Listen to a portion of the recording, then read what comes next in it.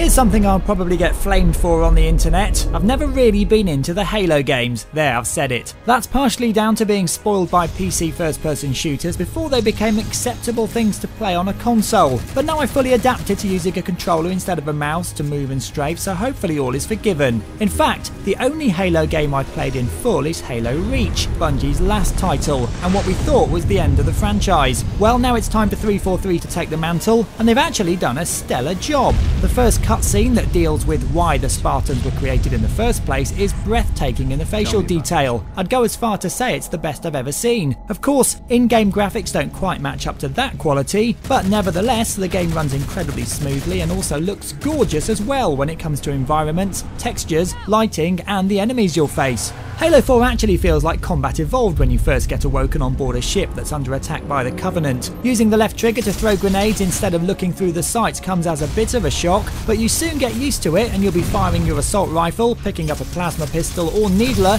and ducking behind cover to let your shield recharge, just like you did way back when. You soon end up on a distant planet and face new enemy, the Prometheans, with a whole new range of weapons to play with that all have a lovely orangey glow about them. The variety of weaponry is actually a delight, and you'll constantly be picking new ones up on the battlefield as your tactics change from wide open battles where there's long range sniping and hopping on ghosts to deal some damage to more close quarters combat with shotguns in tight spaces. You even get to pilot a mech at one point and stamp on stuff.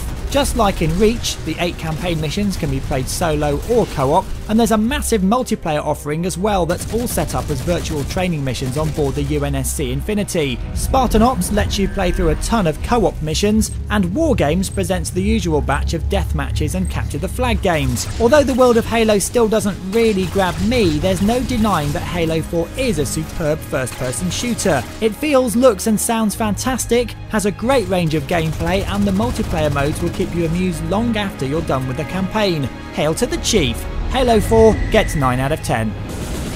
You've been watching a review from Gamesweasel. If you want to get the show each week, which includes video game reviews, news, previews, competitions and special features, then head over to Gamesweasel.com for our video podcast, Gamesweasel TV. Gamesweasel.com